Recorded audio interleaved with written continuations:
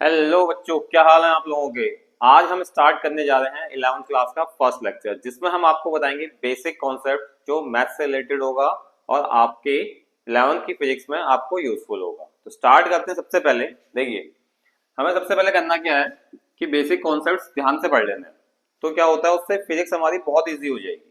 अगर हम उसके बेसिक कॉन्सेप्ट्स को नहीं देखेंगे, जो मैथ्स हमारी यूज होती है, तो उसके बगैर हमारे पास कोई भी क्वेश्चंस सॉल्व नहीं हो पाएंगे। अब देखते हैं इसके अंदर। देखो, सबसे पहले स्टार्ट करते हैं ट्रिग्नोमेट्री से। मैंने आपको पहले बताया था, इसके अंदर काफी सारे टॉपिक्स हैं, ज्यादा नहीं, 4-5 टॉपिक ऐसे हैं जो हमारे पास क्या है, मैथ्स के यूज होते हैं। अब अगर हम इन 4-5 टॉपिक को अपने स्ट्रॉन्ग कर लें तो इजीली हमारे फिजिक्स के क्वेश्चन सॉल्व हो जाएंगे। तो कोई टेंशन नहीं, ठीक है। अब देखो, ट्रिग्नोमेट्री सबसे पहले स्टार्ट करते हैं। सबसे पहली बात आती है एंगल की। एंगल क्या होता है, जो दो लाइन से क्या करता है, इंटरसेक्ट करके एक बनता है, ठीक। इसे हम क्या बोलते हैं, थीटा। अब थीटा को हम दो केस में लेते हैं, एक पॉजिटिव और एक नेगेटिव। जब रोटेशन हमारा अगर एंटी क्लॉकवाइज होगा तो हम थीटा को क्या कंसिडर करेंगे, पॉजिटिव कंसिडर करेंगे। जब हमारा रोटेशन क्लॉकवाइज होगा, घड़ी की तरह, कि घड़ी की सुई की तरह घूम रही है इधर को, तो हम थीटा क्या लेंगे, नेगेटिव लेंगे। इतनी बात समझ में आ गई। अब देखते हैं हमारे पास सिस्टम्स है हमारे मेजरमेंट के लिए, कि हम उस एंगल को कैसे मेजर करते हैं। ठीक है, एंगल मेजर करने के लिए भी हमारे पास सिस्टम्स दिए गए हैं। उस सिस्टम्स को हम कैसे मेजर करते हैं वो सीखते हैं। देखो, सेक्सडेसिमल वाला सिस्टम जो है हमारे पास, ये हमारा मैक्सिमम यूज होता है। उसमें हम देखते हैं कि राइट एंगल कितना लिया जाता है हमारा। राइट एंगल लिया जाता है 90 डिग्री। अगर हम राइट एंगल कितना लेंगे, 90 डिग्री।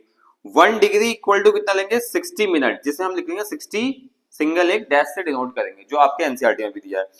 1 मिनट को हम लेंगे 60 सेकेंड, तो 60 में के ऊपर डबल डैश। ये हमारे सारे कन्वर्जन है जो हमें पहले से गिवन है, सिर्फ हमें उसको क्या करना है, याद करके अपने क्वेश्चंस में अप्लाई करना है। दूसरा हमारे पास आता है सेंटासिमल सिस्टम। अब सेंटासिमल सिस्टम में क्या होता है, ये सिस्टम आपका बहुत कम क्वेश्चंस में यूज होता है एज कंपेयर टू इस सिस्टम के। ये सिस्टम हमारे पास क्या होता है, बहुत कम यूज होता है। तो उसे हम क्या करते हैं, 1 राइट एंगल इक्वल टू कितना होता है, 100 ग्रेड, और 1 ग्रेड इक्वल टू 100 मिनट। देखो, जो जैसे यहाँ कन्वर्जन के लिए हमारे पास क्या था, 60 मिनट का रेशियो आ रहा था, 60 सेकंड का आ रहा था, क्योंकि हम क्लॉक के हिसाब से लेते थे। तो यहाँ पे हम 100 मिनट्स के हिसाब से ले रहे हैं, ठीक है।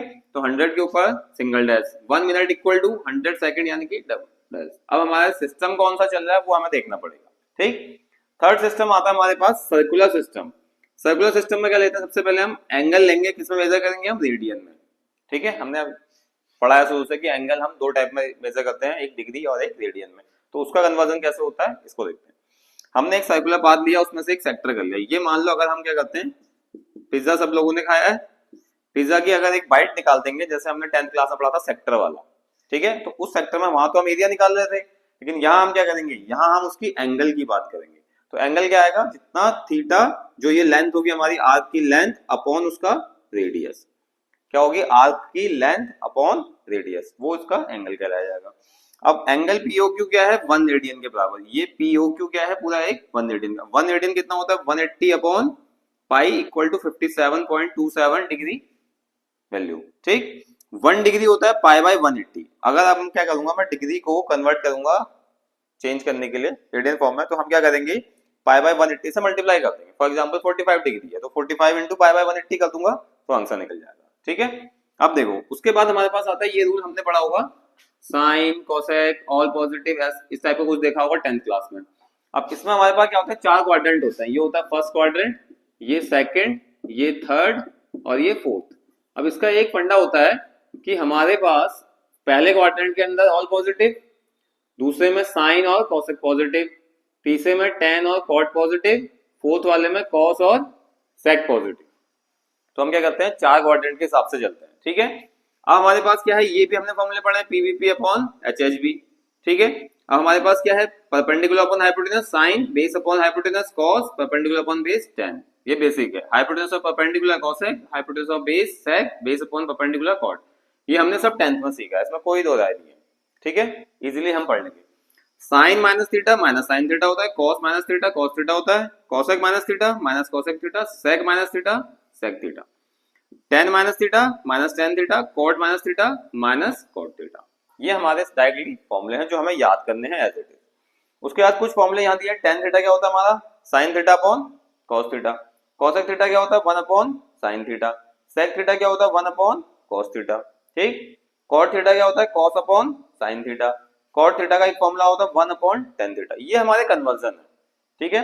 तीन आइडेंटिटी पड़ी होंगी, sin square theta plus cos square theta equal to 1, 1 plus tan square theta equal to sec square theta, 1 plus cot square theta equal to cosec square theta. तो ये था हमारा बेसिक सा ट्रिग्नोमेट्री का पार्ट। इसको note down करिए, फिर आगे बढ़ते हैं। नोट कर लिया आप लोगों ने? अब देखते हैं, देखो वो वाला पार्ट नोट करने के बाद हम देखते हैं वैल्यू ऑफ ट्रिग्नोमेट्रिक रेशियोज। मैंने आपको बताया था कि ट्रिग्नोमेट्री में कुछ वैल्यूज भी होंगी, कुछ आप लोगों को बतानी है, कुछ मैं आपको बताऊंगा। चलिए ठीक है, देखो 0, 30, 45, 60, 90 और हमें सिर्फ तीन ट्रिग्नोमेट्रिक रेशियोज जो होते हैं हमारे मैक्सिमम यूज होते हैं, साइन, कॉस और टेन। इन तीनों की वैल्यूज आपको याद होनी चाहिए, ठीक है। अब देखिए साइन 0 0, 30 1/2, 45 1/√2, 60 √3/2, 90 1, ठीक है। ऐसे इसको रीअरेंज कर देंगे 1 √3/2, 1/√2, 1/2 और 0। साइन थीटा और कॉस थीटा और टेन थीटा की वैल्यू निकालने के लिए आप क्या कर सकते हो, tan theta equal to sine theta upon cos theta कर दो हर एंगल के उसमें, 0 में 0 कर दो, 30 में इसके अपॉन इसका कर दो, 1/√3 आ जाएगा, ये अपॉन 1 आ जाएगा, √3/1/2 √3 आ जाएगा, यहाँ पे नॉट डिफाइंड आ जाएगा यानी कि इनफाइनाइट आ जाएगा। क्लियर? अब देखिए आप लोगों को करना क्या है, आप मुझे बताएंगे कमेंट सेक्शन में 90 के बाद एक तो 180, 270 और 360, ये आप लोग मुझे बताएंगे कि 180, 270 और 360 साइन, कॉस और टेन की वैल्यू क्या क्या होती है कमेंट बॉक्स में, ठीक है। अब देखो, अब नया टॉपिक हमारे पास स्टार्ट है ग्राफ। अब हम देखते हैं ग्राफ क्या होता है। ग्राफ होता है, देखो ये हमारे पास क्या है, कुछ इंडिकेट करता है। इंडिकेट करने का मतलब है कि हमें क्या करना है, ग्राफ से हमें स्लोप भी निकालना है। स्लोप होता क्या है वही बताएंगे, उसके बाद हमें कुछ वैल्यूज पुट करनी है, ठीक है, तो वो भी निकालेंगे। सबसे पहला ग्राफ किसके लिए हमारे पास, स्ट्रेट लाइन के लिए। स्ट्रेट लाइन के लिए हम क्या करते हैं, एक स्ट्रेट लाइन ड्रॉ करी पी से क्यू तक, ठीक है, 2 पॉइंट्स रख दिए हमने x1 y1 x2 y2। अब देखिए ये हमने जो डॉटेड लाइन खींची है, ये हमारे पास क्या निकालने के लिए है, हमें निकालना है इसका स्लोप, ठीक। ये हमने ले लिया छोटी डिस्टेंस मान ली डेल्टा वाई, इसकी छोटी डिस्टेंस मान ली डेल्टा एक्स, ठीक हो गया। डिस्टेंस फॉर्मूला तो आप लोगों को पता है कि √y2 - y1 का whole square plus x2 - x1 का होल स्क्वायर, तो डिस्टेंस हमारा लाइन का इससे निकल जाएगा। स्लोप कहता है हमारे पास कि जो tan थीटा होता है, जो ये थीटा है, जो कौन सा थीटा है, ये वाला थीटा, ठीक है, इस स्लोप क्या बताएगा, ये क्या बताएगा, हमारा स्लोप बताएगा। तो यानी कि m equal to tan theta हो गया। m से हम स्लोप को डिनोट करते हैं, ठीक है, m से हम स्लोप को डिनोट करते हैं। अब tan थीटा की वैल्यू क्या होती है, परपेंडिकुलर अपॉन बेस। तो ये हमारा परपेंडिकुलर है, ये हमारा बेस है, तो delta Y by delta X. कितनी बात समझ में आ गई? अब स्लोप क्या होता है, सारे पॉइंट्स पे सेम रहेगा, इसकी लाइन के हर पॉइंट पे, यहाँ पे भी, यहाँ पे भी, यहाँ पे भी, यहाँ पे भी, सब पे क्या होगा, सेम रहेगा। कंडीशन देखते हैं इसकी, देखो अगर हमारा थीटा 0 से बड़ा है और 90 से छोटा है तो स्लोप हमेशा पॉजिटिव आएगा। क्या है, 0 से बड़ा होना चाहिए और 90 से छोटा होना चाहिए, तो स्लोप क्या आएगा, पॉजिटिव आएगा। अगर थीटा 90 होगा तो tan 90 कितना होता है, इनफाइनाइट, नॉट डिफाइंड, ठीक हो गया। इफ थीटा इक्वल टू 0 तो tan 0 कितना आएगा, 0 आ जाएगा।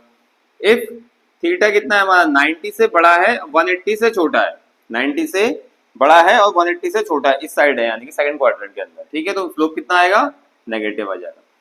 पैरेलल लाइंस का हमेशा सेम स्लोप होता है, पैरेलल लाइंस का जो स्लोप होता है वो ऑलवेज सेम रहेगा, ठीक है। ये देखो फर्स्ट पॉइंट मैंने बताया था आपको, किसी भी पॉइंट के लिए तो स्लोप बराबर आएगा।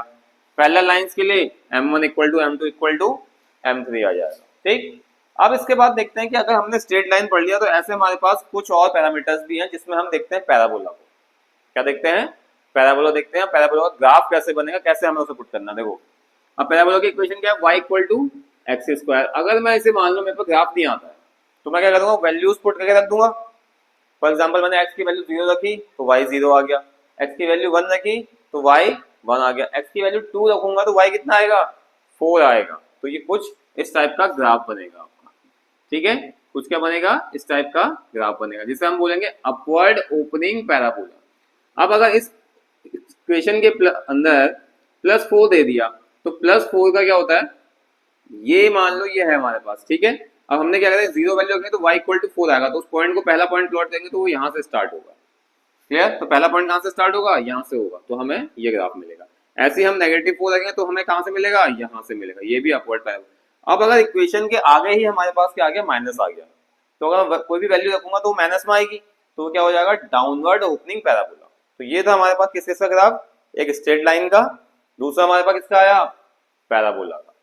कितनी बात समझ में आ रही है? तो ये है बेसिक मैथ आपको, तो ये आपको पढ़नी ही पढ़नी है, इसी के बेसिस पे आपको क्वेश्चंस करने में बहुत आसानी होगी। नोट डाउन करिए इस पार्ट को, फिर हम इसके बाद आगे आपको दूसरा पैरामीटर बताते हैं एलिप्स और सर्किल के बारे में। करिए, नोट डाउन कर लिया आप लोगों ने सारा। अब देखो अगला पार्ट है हमारे पास सर्किल। मैंने आपको बताया था कि हम अलग अलग उसकी बात करेंगे पैरामीटर की। अब देखो हमारे पास टॉपिक क्या है, सर्किल है। सर्किल क्या होता है, इक्वेशन ऑफ सर्किल के लिए x माइनस एच का whole square plus y minus k का whole square equal to r square, जिसमें r क्या होगा, रेडियस, h और k क्या होंगे, सेंटर के कोऑर्डिनेट। क्लियर, ठीक। अब देखो जब हमारे पास h और k 0 0 हो जाएगा, अगर मान लो हमने क्या कहा था h और k की वैल्यू 0 कर दी, तो इक्वेशन क्या बन जाएगी, x square y plus y square equal to r square बन जाएगी, और उसका ग्राफ बनेगा आपका x और y के बीच में है दिस। ये समझ में आया, ठीक। यहाँ पे क्या हो गया हमारे पास, इसका सेंटर कहाँ लाई करता है, 0 0 का मतलब क्या होता है कि वो ओरिजिन पर है, ठीक है। ऐसे हमारे पास एलिप्स का है, एलिप्स की इक्वेशन क्या होती है, x square upon a square plus y square upon b square equal to 1। इसको डिटेल्ड में हम पढ़ेंगे मैथ्स में, ठीक है। अभी मैं आप लोगों को सिर्फ इतना बता रहा हूँ कि उसकी इक्वेशन क्या है, उसका ग्राफ क्या है, ठीक है, जो हमारे फिजिक्स में यूज होना है, उससे ज्यादा फिजिक्स में यूज नहीं है। अब देखो इसमें हमारे पास क्या है, इसका ग्राफ कैसे बनेगा, y और x एक्सिस के बीच में एक एलिप्स ड्रॉ कर देंगे, जिसमें हम x एक्सिस पे जो डिस्टेंस होगी वो a लेंगे, y एक्सिस पे जो डिस्टेंस होगी वो b लेंगे, ठीक है। अगला है हमारे पास रेक्टेंगुलर हाइपरबोला। अब रेक्टेंगुलर हाइपरबोला के लिए इक्वेशन हमने ले ली xy इक्वल टू c कोई कांस्टेंट है। अब मैं अगर y का यहाँ से ग्राफ बनाऊंगा तो c बाई x आ जाएगा। अब इसके बाद आप कोई वैल्यू पुट कर लो, c को कोई एक कांस्टेंट नंबर मान के दोनों के लिए हम वैल्यूज पुट करेंगे, तो हमारा ग्राफ क्या बनेगा, दिस, ठीक है। तो ये किसका कहलाएगा, रेक्टेंगुलर हाइपरबोला का। कुछ क्वेश्चन है नीचे देखो, ये x और y के बीच में ग्राफ दिए हैं स्ट्रेट लाइन के। अब आपको इसमें स्लोप और y इंटरसेप्ट बता देना है। क्या बताना है, y इंटरसेप्ट, ठीक है। कितना बनेगा, देखो स्लोप का फॉर्मूला, स्लोप के लिए हम ले लेंगे m और y इंटरसेप्ट के लिए लेंगे c। इतनी बात समझ में आ गई कि स्लोप कैसे निकालें। देखो इसका स्लोप कैसे निकलेगा, इसका स्लोप पॉजिटिव आएगा कि नेगेटिव आएगा, हमें ये बताना। देखो ये थीटा क्या है, इसका 90 से बड़ा है। मैंने क्या बोला था, जब भी थीटा हमारा क्या रहेगा, 90 से बड़ा रहेगा, तो स्लोप कैसा आएगा हमारे पास, नेगेटिव। इतनी बात समझ में आई। अब हमारे पास दूसरा क्वेश्चन देखते हैं, इस वाले में हमारा थीटा क्या है, 90 से बड़ा है, तो स्लोप क्या आएगा हमारा, नेगेटिव। इसका y इंटरसेप्ट देखो, y इंटरसेप्ट क्या है, पॉजिटिव, क्योंकि कहां पे कट कर रहा है, y पे एक्सिस पे, पॉजिटिव पे, तो ये c की वैल्यू क्या हो जाएगी, पॉजिटिव। इसमें y एक्सिस पे कहां कर रहा है, c की वैल्यू नेगेटिव। थर्ड क्वेश्चन में देखो हमारे पास थर्ड में क्या है, ये है हमारे पास x एक्सिस से अगर हम करेंगे थीटा क्या हो गया, 90 से छोटा है, तो स्लोप क्या होगा, m इक्वल टू पॉजिटिव, और y इंटरसेप्ट कितना हो जाएगा, c की वैल्यू पॉजिटिव, ठीक हो गया। फोर्थ पार्ट में हम देखते हैं कि यहाँ पे हमारा जो थीटा बन रहा है वो 90 से छोटा बन रहा है, तो क्या हो जाएगा, m क्या होगा बताओ, पॉजिटिव, और c इंटरसेप्ट, c की वैल्यू कितनी हो जाएगी, नेगेटिव। तो ऐसे करके हमें क्वेश्चन देखने हैं। तो स्ट्रेट लाइन में हम स्लोप और y इंटरसेप्ट इजीली निकाल सकते हैं कि वो पॉजिटिव आएंगे कि नेगेटिव आएंगे, ठीक है। अब एक नया टॉपिक स्टार्ट होता है आपका डिफरेंशिएशन। ये आपका मोस्ट इंपोर्टेंट टॉपिक है। क्या है, मोस्ट इंपोर्टेंट टॉपिक किसका, फिजिक्स के पार्ट में, कि डिफरेंशिएशन के क्वेश्चन हमारे पास काफी ज्यादा आते हैं, तो इसलिए मैंने इसको पहले से लिख दिया आपका मोस्ट इंपोर्टेंट। तो ये टॉपिक बड़ा ध्यान से पढ़ना आप लोग, ठीक है। कुछ फॉर्मूले मैंने अभी लिखा दिए, कुछ अभी और आगे लिखाएंगे, तो तब तक हम इसमें स्टार्ट करते हैं। स्लोप लेते हैं, dy by dx equal to rate of change in y with respect to x, ठीक है। स्लोप का फॉर्मूला क्या होता है, मैंने आपको पहले बताया था। अगर मैं ट्रायंगल लेता था तो मैंने यहाँ पर डेल्टा y और डेल्टा x लिखा था, परपेंडिकुलर अपॉन बेस, तो ये भी परपेंडिकुलर अपॉन बेस है। इसको हम स्लोप भी बोल सकते हैं, या फिर हम कह सकते हैं कि जितना y में किसके रिस्पेक्ट में चेंज आ जाए, x के रिस्पेक्ट में चेंज आ जाए, ठीक है। दो बार डिफरेंशिएट करेंगे तो क्या हो जाएगा, स्लोप का स्लोप निकालेंगे। क्या निकालेंगे, स्लोप का स्लोप निकालेंगे। अब इसके आपको याद क्या करने हैं, फॉर्मूले याद करने हैं। फॉर्मूले अगर आपको इजीली याद हो जाएंगे तो ये क्वेश्चन जल्दी से सॉल्व हो जाएगा, ठीक है। पहला फॉर्मूला देखते हैं, फॉर कांस्टेंट c।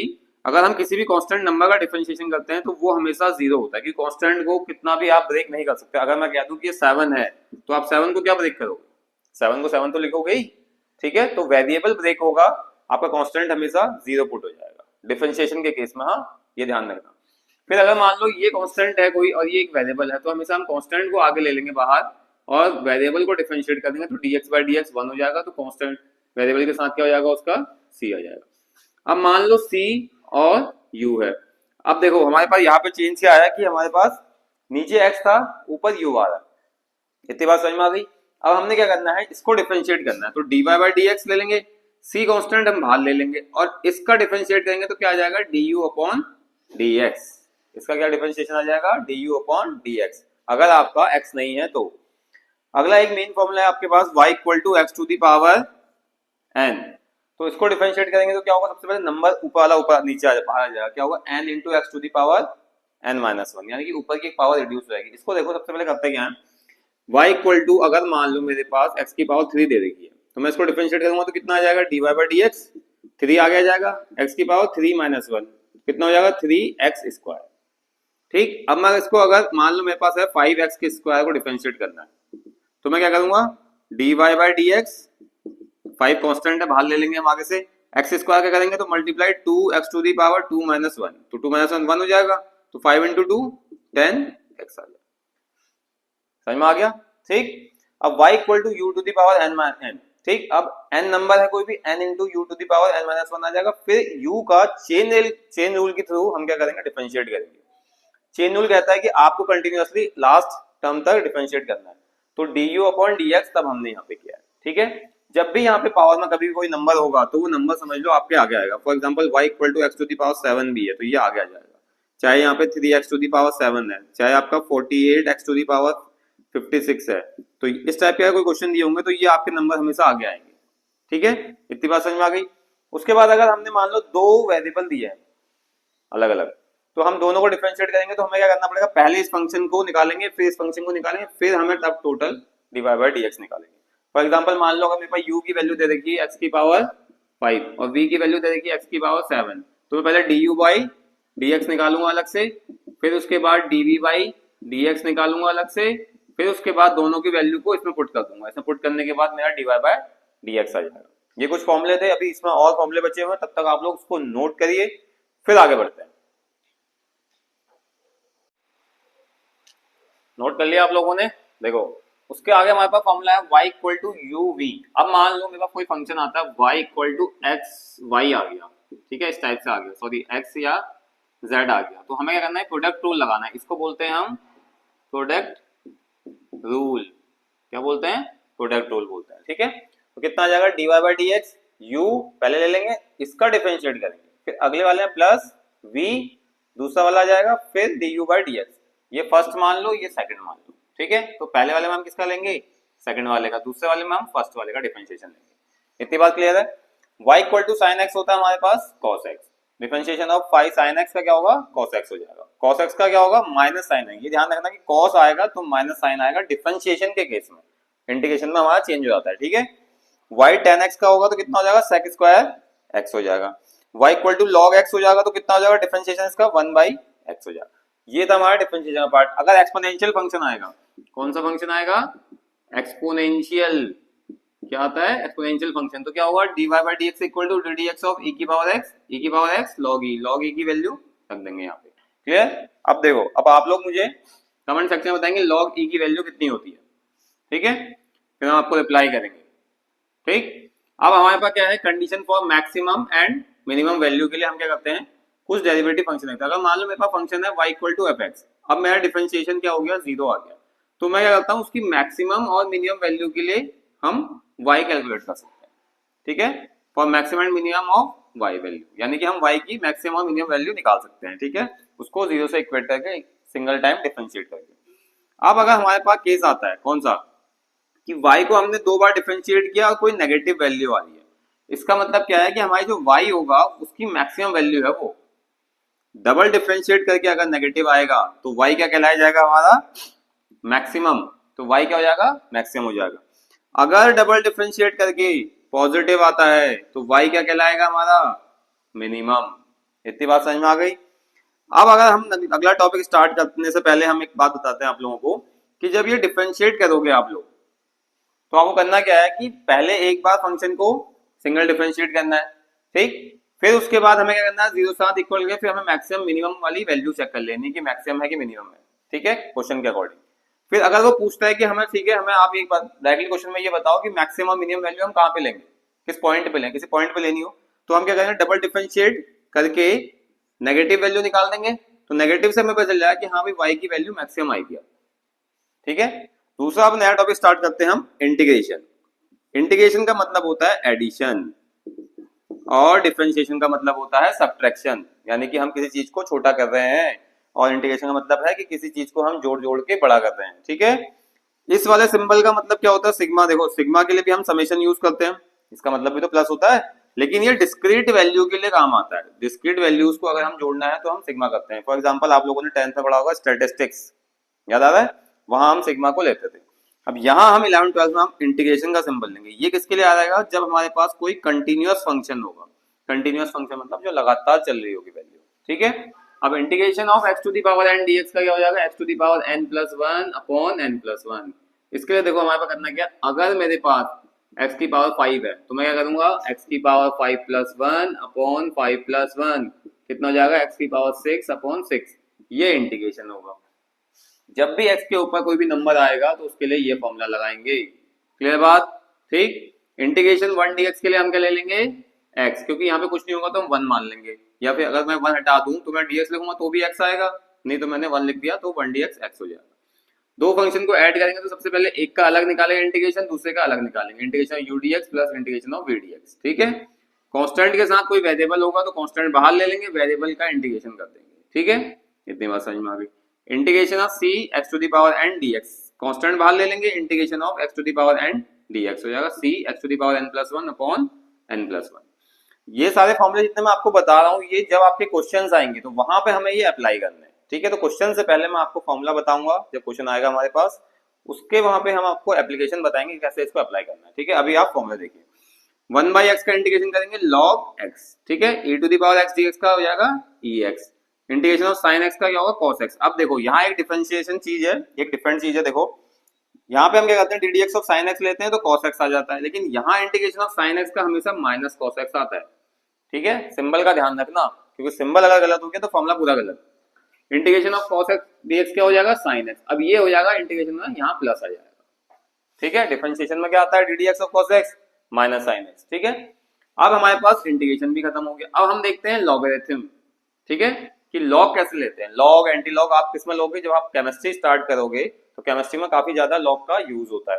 तो कुछ केसेस में हमारे कुछ क्वेश्चन ऐसे आते हैं फिजिक्स में, उसमें हम लॉग यूज करते हैं, तो उसको समझते हैं। लॉग एम एन, ठीक है, यानी कि दो वेरिएबल है हमारे, मान लो मैं लॉग x कॉमा वाई कर दूं या एक्स वाई रख दूं यहाँ पे लोग। ठीक है, तो मैं क्या करूंगा, log x plus log y. Multiply हमेशा प्रोडक्ट में एडिशन में चेंज हो जाता है, यानी कि मैं क्या करूंगा कि जो मल्टीप्लिकेशन होता है वो एडिशन में चेंज हो जाता है, और लॉग m बाई n जो सब डिविजल होता है, डिविजिबल होता है, वो किस में चेंज हो जाता है, सब्ट्रैक्शन में। तो log m by minus log n, ठीक हो गया। अब जो पावर में आता है, जैसे मान लो लॉग x की पावर 5 कर दूं तो 5 इंटू लॉग x हो जाएगा, यानी कि पावर क्या होती है, आगे आ जाती है, और log x पीछे चले जाता है। इतनी बात समझ में आए कि मल्टीप्लिकेशन एडिशन हो जाता है, डिविजिबल आपका सब्ट्रैक्शन हो जाता है। ये था हमारे लॉग की प्रॉपर्टी। डिफरेंशिएशन हमने पढ़ लिया, इंटीग्रेशन हमने पढ़ लिया, ग्राफ हमने पढ़ लिए सारे, straight line, parabola, ellipse, hyperbola, trigonometry हमने सीख ली। अब हमें पता चल गया कि हाँ भाई ये मैथ्स का पार्ट हमारा फिजिक्स में यूज होगा। तो ध्यान से इस पूरे पार्ट को रिवाइज करिए, और कोई भी प्रॉब्लम हो आपको इस पार्ट से रिलेटेड, कुछ भी बेसिक मैथ से रिलेटेड, तो आप कमेंट सेक्शन में हमें बताइए, हम आपको वहां पे उसका सॉल्यूशन प्रोवाइड कराएंगे। Thank you.